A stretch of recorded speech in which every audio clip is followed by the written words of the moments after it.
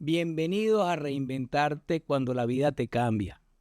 Hoy tenemos el honor de contar con Joseph Hague, destacado analista internacional, especializado en el Medio Oriente y conoce muy bien lo que significan los grupos terroristas que han marcado la dinámica global en el mundo de hoy. Tiene amplia experiencia en el análisis de conflictos, como por ejemplo el de Israel y Gaza, y la Franja de Gaza con Hamás, la guerra entre Rusia y Ucrania, y por supuesto las complejas relaciones de Venezuela, Latinoamérica y el Medio Oriente. Joseph ha sido una voz clave para desentrañar las conexiones geopolíticas que afectan la realidad actual. Habla y escribe árabe, francés, español e inglés. Es economista de la Universidad Internacional de Florida. Es administrador de negocios de la Universidad de Holy Spirit. Tiene amplia experiencia en el comercio internacional, en ese comercio que se mueve intercontinentes, Medio Oriente, Asia, Europa, América. Igualmente, es experto en artes marciales, cinturón negro. Ha sido entrevistado desde hace varias décadas por medios de comunicación internacionales, CNN, NTN 24, EBTV, América TV, France 24, Al Arabia TV, Al Jazzaz, entre otras. Conoce la guerra no porque se la hayan contado, sino porque personalmente la ha vivido y fue herido de gravedad. Sin duda, Joseph Hague es un ejemplo de reinvención personal. Bienvenido, Joseph. Gracias por su invitación. Es un gusto estar contigo. Igualmente, mira, realmente viendo un poco tu vida, ha sido muy interesante, porque se trata de una persona que creció en el Líbano, participó en unos llaman guerra civil, otros dicen que no es guerra civil, que se dio en los años 70 al 90 aproximadamente. Vi una foto tuya donde estás herido de gravedad en 1980 y lo primero que nos tenemos que preguntar, siendo nuestro programa Reinventarte cuando la vida te cambia, todo ese proceso, ¿cómo ha sido tu vida? Porque debe estar llena de muchos escenarios que has vivido. Oh, definitivamente. Mira, la situación en el Líbano no empezó en el 75, empezó desde el año 68, cuando Yasser Arafat estaba tratando de él establecer un estado remoto palestino para combatir contra Israel. Empezó en Jordania, pero el rey Hussein, en paz descanse, no se lo permitió y abatió a toda la ala militar de la OLP aquel tiempo y se escaparon, vinieron al Líbano. Empezaron en el 68 fricciones con el ejército libanés. Querían hacer su propio enclave, atacaban al ejército, se entraba a los campamentos de entrenamiento de los palestinos adentro del Líbano, tenían ayuda del gobierno sirio aquel tiempo para traficar armas adentro del Líbano. Yo, 68, tenía allí apenas 10 años, pero escuchaba las noticias y me preguntaba, que mi papá era militar oficial del Palacio Presidencial, y le digo, papá, ¿por qué están atacando al ejército? ¿Por qué están? 68, 70, wow. 73, hubo una gran batalla entre el ejército libanés y un campamento Tal Zatar de los palestinos y aparecieron armas, antitanques, antiaéreos, todo eso en contra del ejército libanés. El ejército libanés, había un presidente bien bravo, dio una orden a la fuerza aérea de aplastar a estas fuerzas militares, más que todo que tienen armamento grande. Intervinieron todos los países árabes, cálmense, vamos a pacificarnos. Se calmó 73 al 75. Otra vez, en el abril de 75, en un día a donde el presidente del partido cristiano más grande del Líbano o del Medio Oriente, porque no hay otros partidos cristianos, pasa un carro y lo trata de asesinar y matan a su guardaespaldas. Su guardaespaldas es destacado, valiente persona en el barrio a donde vive él, y ahí lo mataron. Se armó todo un escándalo, salieron los militantes del partido y de repente pasa un autobús de palestinos armados justo en el lugar. ¿Qué pensaron la gente? Que estos venían a causar más problemas. Ya estaban allí preparados y abatieron a la mayoría de los que estaban, y estalló una guerra. Todo el mundo decía estalló una guerra civil, cuando en realidad estalló una guerra entre los libaneses, patriotas, y la OLP. No fue entre libaneses. Pero eso es una primicia, por lo menos para mucha gente, lo que estás diciendo. Esto es lo que pasó. La historia fue muy manipulada como la están manipulando. De hecho, en todos los libros, Claro. Si lo googleas también, Acuérdense que observa que aquel tiempo le llaman guerra civil. era la Unión Soviética. Ajá. Y como ahora, la izquierda demagoga, que tiene influencia en la prensa internacional, predica y publica lo que a ellos le dan la gana. Yo he participado en diálogos y le digo a la gente cuando me dicen, ustedes, los libaneses, mataron a los palestinos. Le digo, por favor, usted sabe lo que está diciendo. ¿Cómo que un palestino refugiado tiene el derecho y el permiso de tener armas y armas pesadas en un país a donde es un huésped? De ahí empezamos. Entonces, ¿quién agredió a quién?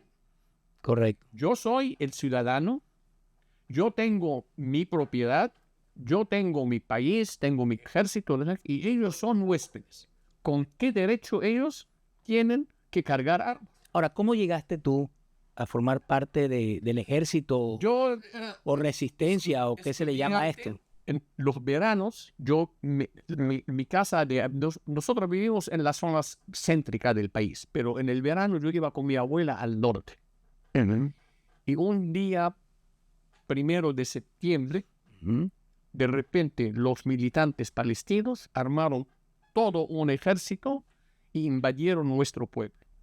¿Qué querían? Querían que los cristianos de este pueblo... ¿Eres cristiano? Yo soy cristiano católico maronita. Ok. Querían las condiciones que eran que tenemos que entregar todas las armas del pueblo ese. Ajá. Claro, nadie va a entregar armas, te van a matar. Claro. De todos modos, entregaron, no sé, una docena de armas para decirle, bueno, aquí están las armas. Igual atacar. Yo tenía 17 años. Ya había terminado la secundaria. Estaba con mi abuelita y atacaron al pueblo. Ahora, menor de edad no me permiten cargar armas. Entonces me encargó mi tío, que se llama Joseph también. Me dice, tú encárgate de los niños, las mujeres y no sé qué, y llévalos por este lado, por este camino. Entonces los sacamos a los niños a un pueblo vecino y ellos tiraban a la población civil, a los niños ahí con ametralladoras y todo. Pero nadie salió herido. Y cuando llegamos al segundo pueblo, me echo una vista para atrás. Tenemos una casa de 300 años construida por el tatarabuelo, a donde llegaba el obispo o el patriarca para la región y se hospedaba en la casa nuestra. Imagínate. La quemaron. Entera. Imagínate. Bueno, yo de ahí, mi papá, con su conexión, no sé qué, me manda una manera militar para recogerme con mi abuela, la mamá de él, y nos llevan a la ciudad a donde vivimos. De ahí yo ya decidí de cargar armas, pero no tenía la edad, permiso. Ajá. Entonces jugué con mi identidad. Ajá. En el árabe... O sea, esa fue tu primera reinvención, entonces. Sí. en el árabe, el número 8 es una V al revés. Ok. Entonces yo borré de un lado y le puse 7, una V hacia arriba, hacia arriba. para que me acepten. Te quitaste un año. me quité un año. Ah, Luego yo había hecho algo de entrenamiento básico militar en la secundaria. Entonces, luego me entré. Entonces, cuando me vieron mis notas, que tenía muy buenas en matemáticas, me mandaron directamente a artillería. Y ahí me enlisté así de voluntario. No es que me llevaran, no, de voluntario. Y ahí empezó la carrera militar. Me pasé ahí otra vez, digo, ahí te entrenas, trabajas, pasó hasta el junio, más o menos mayo, junio del 76, estamos hablando ahora. Dije, esta artillería está muy lejos del frente. ¿y cuándo te hirieron? No, en el 80. Ah, ok, o sea que sobreviviste esto, ¿no? Tuve 5 años de combates antes de... No, excelente. Ahora te voy a decir algo. Para los que nos están escuchando, quizás el Líbano es el país del Medio Oriente que tiene como las fuerzas más equilibradas religiosamente hablando. Es el país Es como una tercera parte son cristianos, una tercera parte son sunitas y otros chiitas. Así es. Entonces, fíjense ustedes como es un país bastante equilibrado en cuanto a religiones. Pero en el 75 había 55% cristiano. Ahora ya son un tercio. Por la migración, ¿no? Por la inmigración. Entonces, fíjate, y era el París Medio Oriente. del Medio Oriente. Fíjate, y ustedes lograron la paz en aquel momento, cuando terminó todo esto, un poco como poniéndose de acuerdo, repartiendo las posiciones poderes. en el gobierno, Así. en donde la presidencia lo ocupaba los cristianos, después el parlamento. El ministro y el parlamento. Exacto. Ustedes lograron como una especie de entendimiento en aquel momento. Pero fíjate que en el caso de Siria, en Siria la mayoría son sunitas. Sin embargo, quien manda... Los que tiene 5%. Es lo que tiene el 5%, que es totalmente al revés. Es una dictadura. En el caso de Irak, También la mayoría son chiitas. y los sunitas que gobernaban. Gobernaban cuando estaba Saddam Hussein, que eran como el tapón entre Irán y Siria, ¿no? Sí, así. Y Irán, por supuesto, todos son chiitas, me imagino. La mayoría. La mayoría. ¿Y qué es lo que pasa que no se entiende? Mira, lamentablemente, la guerra sunita-chiita empezó desde la muerte del profeta. Mahoma. Mahoma. ¿Ok? Y desde aquel tiempo vienen las fricciones. Cada uno quiere adjudicarse la responsabilidad de la religión. Los sunitas a través del mundo son la mayoría en números, son casi el 90%. Ah, ok. Y 10% chiita. El país que es puro chiita y grande es el único de Irán. El resto de hay chiitas otros países, pero... Sin embargo, no son árabes los iraníes. No, son persas. Son persas, fíjate. O sea que alguien de afuera es el que está influyendo en el Medio Oriente. Así es. Entonces, ellos piensan de que los chiitas de Irán piensan que lo que predican ellos para lograr un califato, o lo que ellos se llaman wilayat al-faqih. Al-faqih, que es el calif. El calif o el faqih es la misma. Es la persona que va a mandar Dios para gobernar al mundo. O sea, aquí hay una ideología que para que venga el enviado de Dios, que sea al calif o al faqih, tiene que ser el mundo entero islam, un musulmán. Si no, no viene. Eso es lo que piensan los chiitas. Es los dos. Los dos, ok. Las dos doctrinas. Las dos doctrinas, ok. La diferencia, cómo implementarla. Ahora, el sunita radical se encuentra con que a la fuerza, quiera o no, con el chiita radical.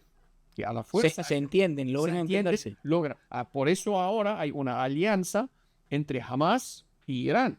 No hay entendimiento entre Hamas y Arabia Saudita. No. Están... Porque ¿qué es lo que les une? La revolución islámica. Eso es lo que ellos llaman. La hermandad musulmana en Egipto tiene como el hijo mimado a Hamas, pero la hermandad musulmana y Irán tienen un entendimiento. Mohammed Morsi, cuando llegó al poder, el primer país que hizo una relación con él fue Irán.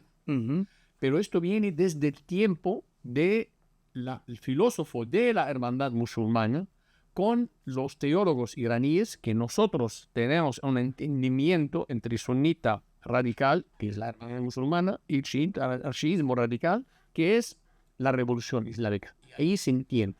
Y las metas son las mismas para los dos.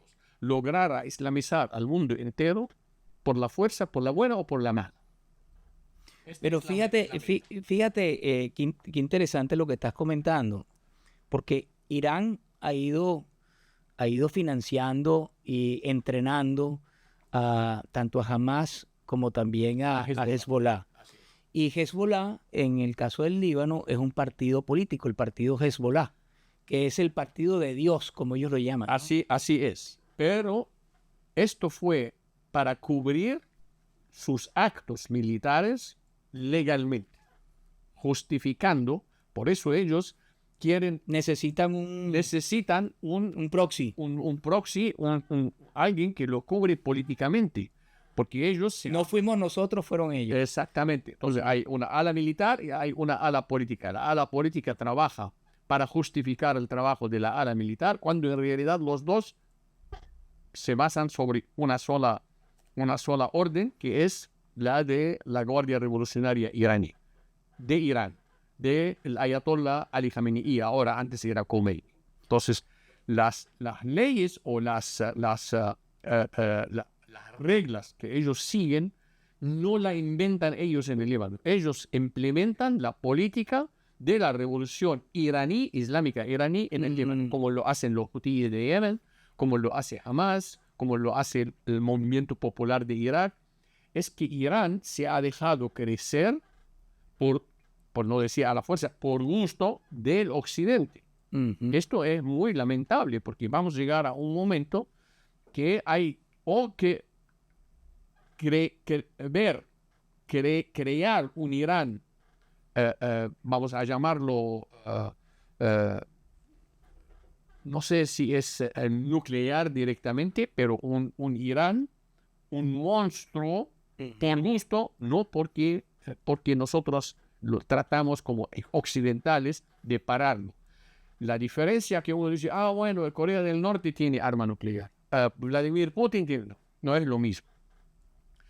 Cuando estamos hablando de una doctrina apocalíptica, suicida, es diferente. A Vladimir Putin lo puede amenazar el Occidente. Si tú me tiras un arma nuclear, yo te respondo y borro a Moscú, por dar un ejemplo. Que no lo permita, llegamos a ese nivel. Pero entonces Vladimir Putin piensa, o los militares que están, no podemos hacer eso. Claro. Mientras el Ayatollah, si tiene esta arma y se le prende un foco y dice, yo quiero borrar a Israel del mapa, no le importa si lo amenazas matar o si él, su meta en la vida es subir al cielo como mártir para disfrutar de la vida después. Sí. Entonces ya te sacó de la mano cualquier poder para poder presionarlo. Claro, y por eso estaba viendo el mapa, el Líbano, tienes en el norte a Israel. Sí. Israel al sur del Líbano. Israel Líbano al norte de Israel. Perdón, Exacto. Líbano al norte, ok. Y está al este, creo que está Siria, ¿no? Entonces ellos están financiando, entrenando a Hamas en la franja de Gaza. Y a Hezbollah en el norte. Y a Hezbollah en el norte, ¿no? Manipulando las fuerzas en Jordania y Cisjordania y Jordán. Ajá, fíjate tú. Entonces, el que está embochinchando más aún el problema, porque coincide con un acuerdo que ha ido poco a poco o fue creciendo, que es el acuerdo de Abraham, que es el padre de las 3 religiones monoteístas, ¿no? Entonces, el acuerdo de Abraham tiene que ver con lograr la paz en el Medio Oriente. Y cuando se estaba comenzando a firmar, de pronto se presenta el incidente en Israel. No fue causado, no presente. Fue, citado. Acláranos eso. Okay. Esto empezó después del acuerdo de Abraham. El príncipe heredero de Arabia Saudita, Mohammed bin Salman, tenía una visión futura y quería hacer una línea que se llama la línea o la ruta de la seda, desde India hacia el Mediterráneo hacia Europa. Okay. Se hicieron un acuerdo patrocinado por Estados Unidos, línea marítima India al Golfo Árabe, Arabia Saudita, Emiratos, Bahrein, todos estos lugares, línea terrestre Arabia Saudita, Jordania, Israel, Israel de puertos hacia Europa. Y sale en una entrevista con el Fox News del príncipe heredero y le pregunta,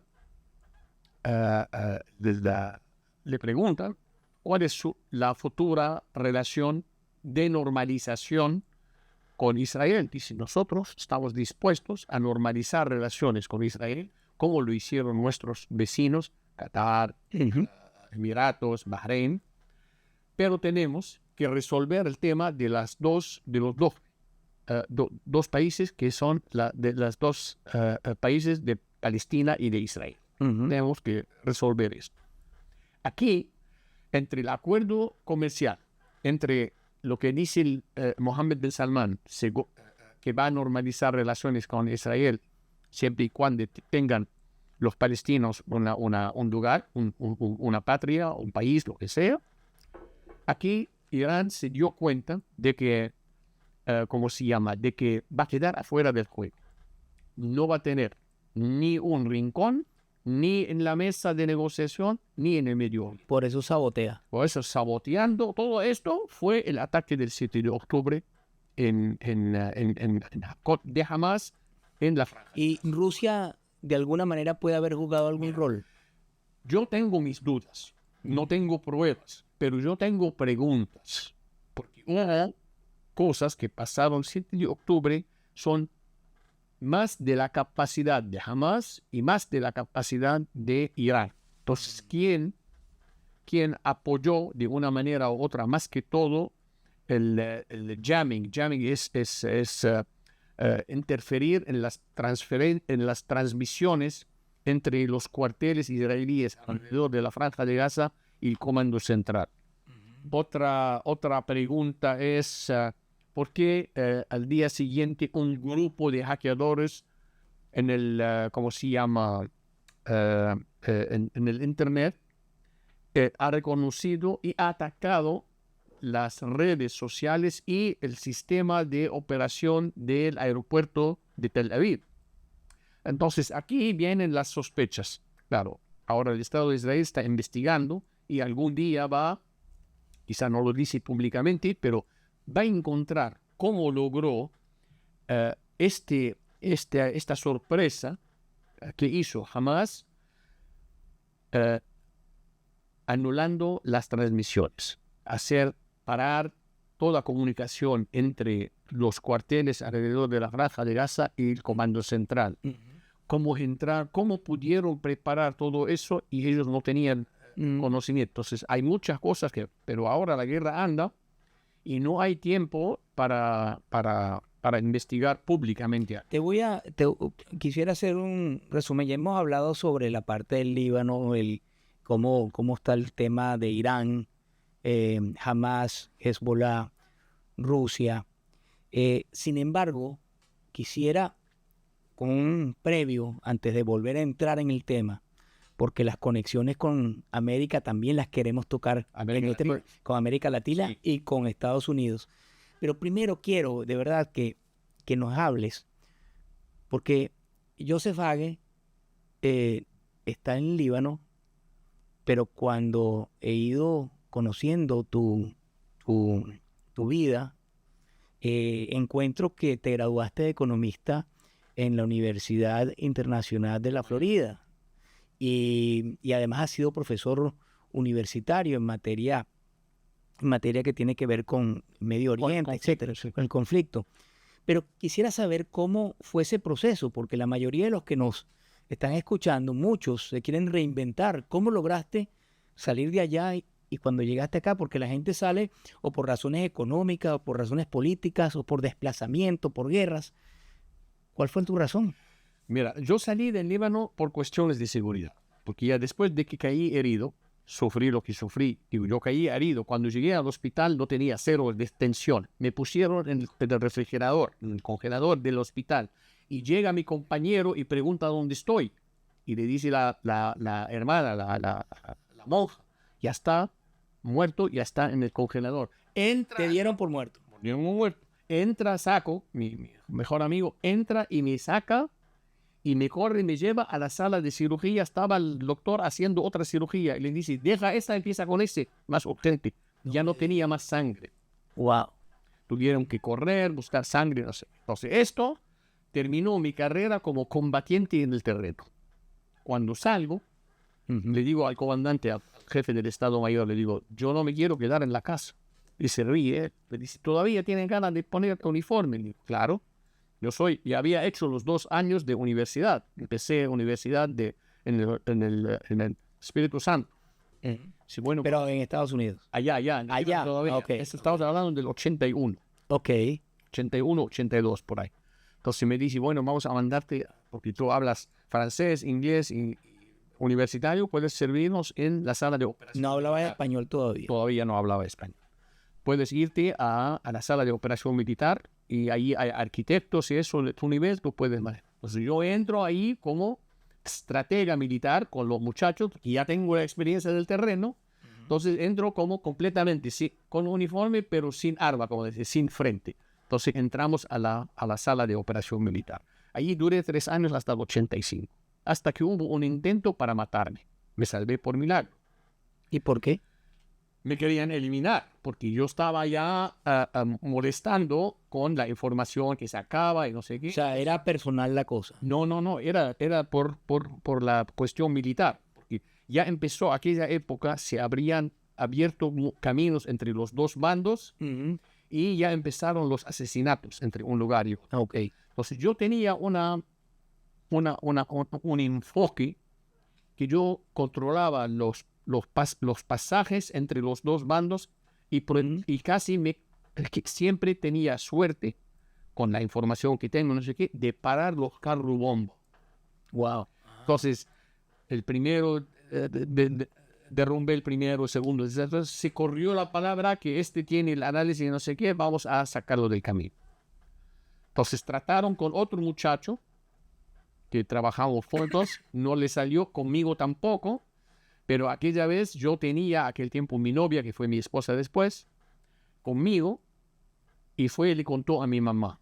Y cuando llego a la casa se pone de rodillas mamá para Que te vayas. Eso fue el 85. Bueno, Entonces yo llego a un momento bien duro, ¿no? En ese momento.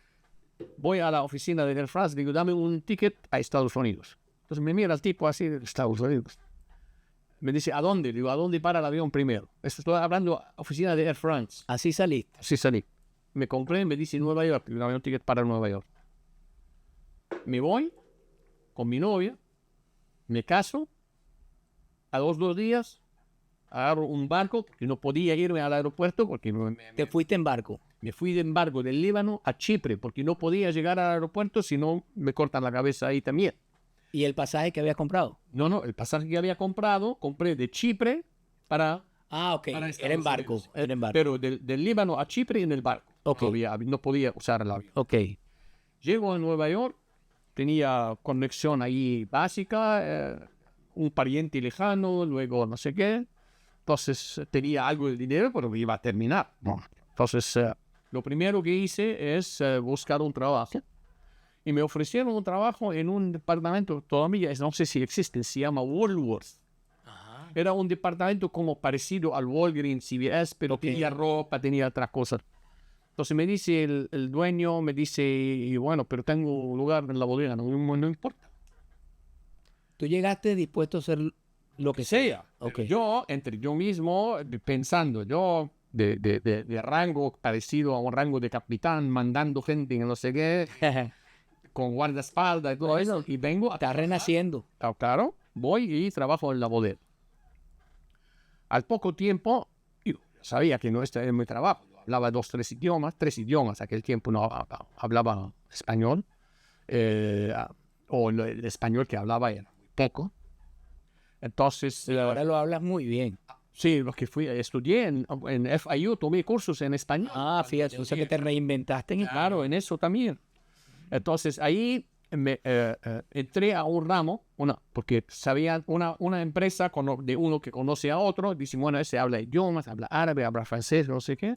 me ofrecieron un trabajo en una empresa para probar primero de que vende electrodomésticos, aquel tiempo, para todos los tripulantes de las compañías de aviación del mundo. Entonces yo llegué justo como que claro, puedo atender con 3 idiomas y algo de español. Sí, claro, claro. Y me tomaron luego.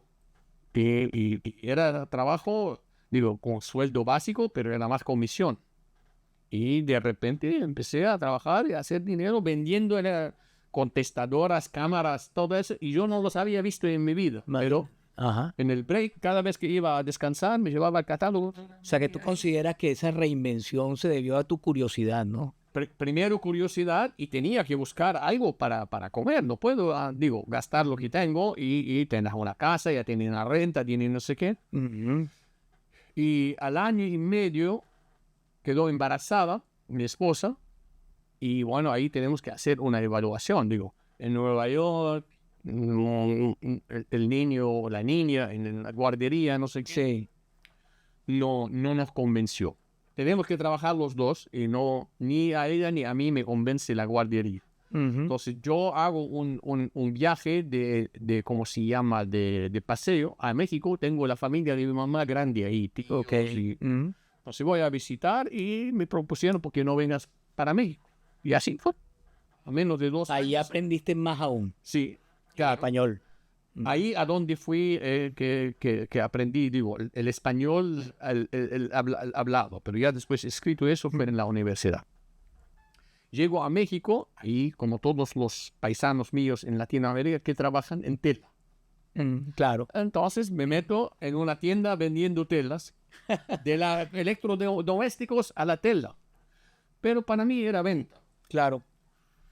¿Y cómo llegas a ser analista internacional? Es que yo no dejé en mi tiempo libre que hoy eres sumamente conocido y admirado, respetado por usted. No dejé durante toda esta época, Nueva York, México, 3 años, todo eso, yo estaba siempre al pendiente con el Líbano, con Nueva York, con los amigos y no sé qué está pasando acá, ¿por qué no hacen eso? ¿Por qué no hacen lo otro? ¿Por qué no apoyan? ¿Por qué no hacen ese movimiento? En México, la primera vez armé con mis amigos una manifestación en México que eran 3,000 personas, la primera vez en la historia de México, apoyando al Líbano en contra aquel tiempo del ejército sirio que estaba bombardeando la población civil, etc.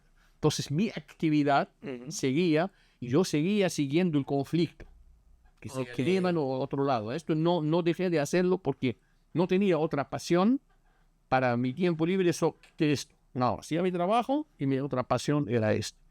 Y a donde hay actividades, conferencias, todo eso, yo participaba en todo eso. Y ahí me di cuenta que tengo visión y tengo la posibilidad, el don, vamos a llamarlo de Dios, de que tengo el análisis y que siempre leo bien las cosas. Sí. Entonces empecé a desarrollar esto. En la política, que no van a hacer esto hoy porque no puede, porque le perjudica de tal lugar. Y es algo que te apasiona. Algo que me apasiona. Y justo en México me gano la lotería de la Green Card, de la residencia de Estados Unidos. No me digas. Cuando llega... Con lo que le cuesta a tanta gente. Claro. Entonces, cuando el presidente Reagan, y fue por él que yo elegí Estados Unidos, para venir a Estados Unidos, podría ir a Canadá, del Líbano, podría ir a Francia y podría venir a Estados Unidos. Y elegí Estados Unidos por Ronald Reagan. Entonces hizo la famosa ley de amnistía, y entre ellas, después de la amnistía, hizo la lotería. Entonces yo todos los años presentaba, al tercer año no salió. Qué bien. Entonces yo de repente ya no quería quedarme en México. Bueno, fíjate la similitud que hay, una vida como nos estás contando, con tanta gente en el mundo que en este momento ha tenido que salir de sus países por distintas razones, y aquí o en cualquier parte del mundo han tenido que trabajar en miles de oficios, claro, porque no pueden hacer lo que hacían en sus países. No. Y volviendo al tema que dejamos en el tintero, tenemos lo siguiente. Estábamos en el Medio Oriente, pero quienes nos están escuchando se preguntarán, todo eso que está pasando allá, ¿cómo nos afecta aquí en el continente americano, a Europa? Y sobre todo quisiera previamente hacerte un pequeño dibujo que sirva un poco para tu explicación. Entiendo que Irán, Rusia y China antes no tenían grandes entendimientos. Sin embargo, desde hace unos 4 o 5 años han comenzado a crecer prácticas militares conjuntas y además de ello, ya estos movimientos Hamas, Hezbollah, no solamente están en África, en Yemen, están en el Medio Oriente, sino también tienen ya conexiones con Latinoamérica, quizás en Estados Unidos, y quisiera que nos explicaras qué peligro corre el continente americano, Estados Unidos, frente a este crecimiento de una red que tiene conexiones directas, entiendo, con los carteles de la droga de México, carteles de la droga de Colombia, con todo lo que significa el entramado que hay en Venezuela, que tiene que ver también con el narcotráfico, con Bolivia, que Bolivia también tiene que ver con lo que es el cultivo de la coca, y que estos movimientos ahí están en la triple frontera entre Argentina, Es a donde empezó todo. donde se fueron porque ellos viven del lavado de dólares y además de ello del narcotráfico. Antes del narcotráfico, Entonces, ellos trabajaban tráfico de cigarrillos a Brasil. Entonces, este eje del mal, yo quisiera que le explicaras a los que nos están escuchando, porque no solamente tener los conocimientos de lo que está pasando en el Medio Oriente, sino cómo yo que estoy en mi casa tengo que conocer esto porque esto me puede afectar mi seguridad. Mira, el inicio de las operaciones o de las actividades de Hezbollah en América del Sur fue en la triple frontera. Correcto. Es a donde lavaban dinero ellos del narcotráfico. No había narcotráfico aquí a principios de los 90, era más tráfico de armas, de electrónicas, de cigarrillos, todo esto, pero hacían inversiones en estos artículos para lavar dinero y mandar a Hezbollah. Pero vieron lo lucrativo que es y empezaron a agrandar. Ahí cuando entró el contacto, la comunicación con el narcotráfico y que no podían lavar dinero lo suficiente. Entonces viene a ofrecer servicios Hezbollah con la Guardia Revolucionaria iraní para estos carteles de drogas. Al mismo tiempo, Argentina había hecho un acuerdo antes de Carlos Menem con Irán para la venta de uranio. Cuando llega Carlos Menem, cancela el acuerdo por presiones de Israel. Y eso le costó el ataque. Hubo dos atentados allá, en 92 y 94, ¿no? Contra primero el Centro Cultural Judío y los otros con la embajada. Y ahí empezó a notarse la presencia no solamente de Hezbollah, sino de la Guardia Revolucionaria iraní en Latinoamérica. Es más, la ex esposa de Carlos Menem, hasta el día de hoy nadie le convence que el hijo fue muerto en un accidente de helicóptero, sino la Guardia Revolucionaria iraní lo mató para darle el golpe a Carlos Menem por haber salido del acuerdo. Si te entiendo bien, la Guardia Revolucionaria Islámica de Irán, comanda directamente a Hezbollah. Así son elementos pertenecientes a la Guardia Revolucionaria. Ok, interesante. Ahora, esta cúpula que armaron entre Hezbollah, la Guardia Revolucionaria iraní, el narcotráfico de Colombia y México, lavando dinero, parte de este lavado de dinero fue acá en Estados Unidos. Fue descubierto en el 2011 en una operación que estaba todas las compras cash de las subastas de carro en todo Estados Unidos hecha por el narcotráfico. Compraban los carros. El día que cayó la FBI en como 6, 7 o 8 estados, confiscaron cash en los bancos más de $400 millones, además de arrestar a toda esta gente. Porque las imágenes satelitales mostraban cómo desembarcaban. O sea, que están metidos en Estados Unidos también. Claro que están metidos en Estados Unidos. Ok. Por distintas maneras. Pero esta fue descubierta porque empezó en una foto satelital de un lugar en África a donde hay un estacionamiento de miles y miles y miles de hectáreas de carros.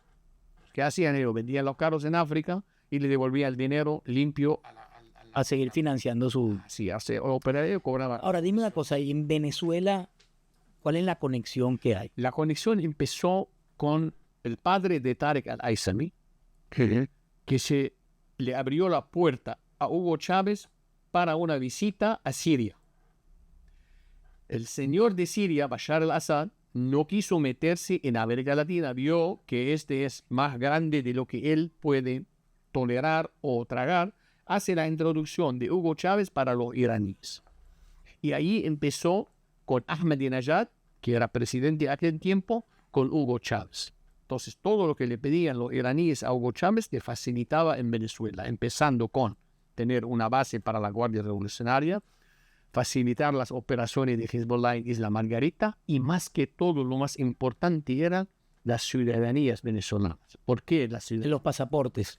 Que el pasaporte venezolano es un pase para todos los países de Latinoamérica y parte de Europa. Correcto. Entonces llegaban a Venezuela, entre un día y otro hablaban 5 palabras en español, ya tiene pasaporte venezolano y empezaron a hacer su trabajo en América Latina. Y fue creciendo esta base hasta que llegaron a unos acuerdos militares, unos acuerdos de desarrollo, a abrir negocios con el gobierno iraní. Después de Ahmadinejad vino otro presidente también, y todo eso empezó con Hugo Chávez y ahora está con Maduro. El intermediario con Irán era Tarek al-Aissami. Por eso su papá una vez me preguntó qué le va a pasar a Tarek. Le digo, nada, no lo van a tocar. Los iraníes No te equivocaste. no son fieles a sus colaboradores.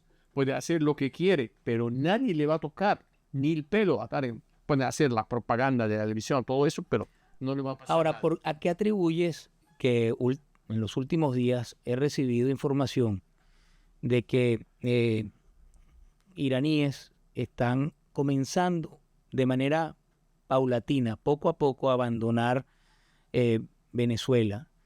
¿Se debe a un problema de que el régimen no les está pagando los acuerdos que tienen? ¿Se debe a que no quieren provocar demasiado a la comunidad internacional o que están esperando un cambio?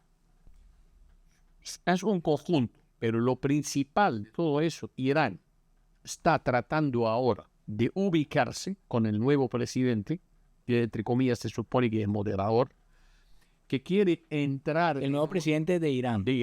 Que quiere entrar de nuevo con buenas relaciones con el Occidente. Por eso todavía hay negociaciones en Estados Unidos con Irán en el Sultanato de Omán, que están esperando lograr la actual administración del señor Biden.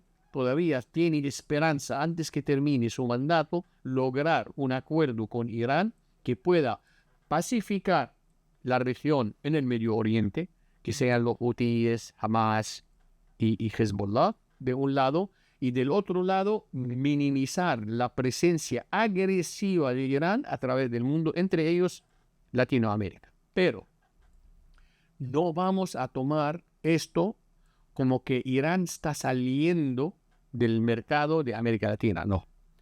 Quieren menos presencia, quieren menos retirada táctica. Exactamente, porque ellos no pisan un lugar y salen después, no existe eso.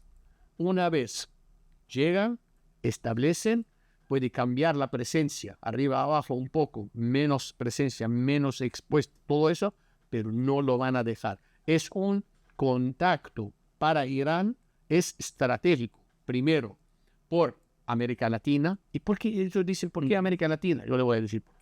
Porque es el lugar más fácil del mundo, como África, territorio que pueden comprar la gente para avanzar sus cosas.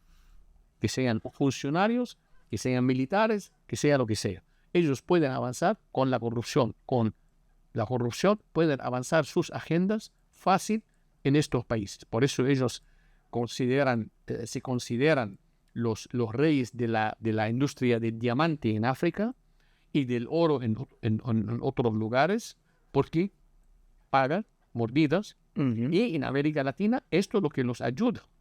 Esto lo que les ayuda es que pagan para ¿cómo se llama? Para avanzar sus agendas, o su gente, y su trabajo. Yo he hecho consultas para empresas venezolanas, me mandan documentos. Mira, este señor aquí dice, tiene cédula venezolana, no habla español y está tratando de depositar esta cantidad grande de dinero para comprar un centro comercial. ¿Cómo se llama el señor? Ahorita te mando me manda. Digo, es obvio. Vayan al registro de este pueblo a ver si existe este registro. Ujú. Entonces ellos así están haciendo, pero esto es un ejemplo. Estoy dando porque me imagino. ¿Tú sientes que la política de Estados Unidos ha logrado comenzar a detener este avance? Lamentablemente que no. Lamentablemente, mira, hay dos políticas en Estados Unidos. Hay una política que se basa sobre el diálogo y la diplomacia. Punto. Y hay otra política. El diálogo, la diplomacia y la fuerza. Al momento que negociamos con un adversario y tenemos la fuerza afuera de la negociación, no está en la mesa, no podemos ganar. Porque Estados Unidos está atado con los derechos humanos, derechos civiles, derecho mujer, derecho de LGBT, derecho. Hay tanto derecho que está limitado. Que termina torcido. Claro, porque le están atando las manos. Es verdad. Entonces, si no ponen, lo dijo al tiempo el presidente Reagan, negociar, pero de una posición fuerte. La única manera que el contrincante, que el adversario entienda que, mira, aquí está la mano dura, la tengo acá a cualquier momento, vamos a negociar. Bueno, vaya ese mensaje para este país y para el resto del continente. Claro. Mira, Joseph, estamos llegando al final del programa, pero realmente quiero agradecerte. Ha sido un programa esclarecedor.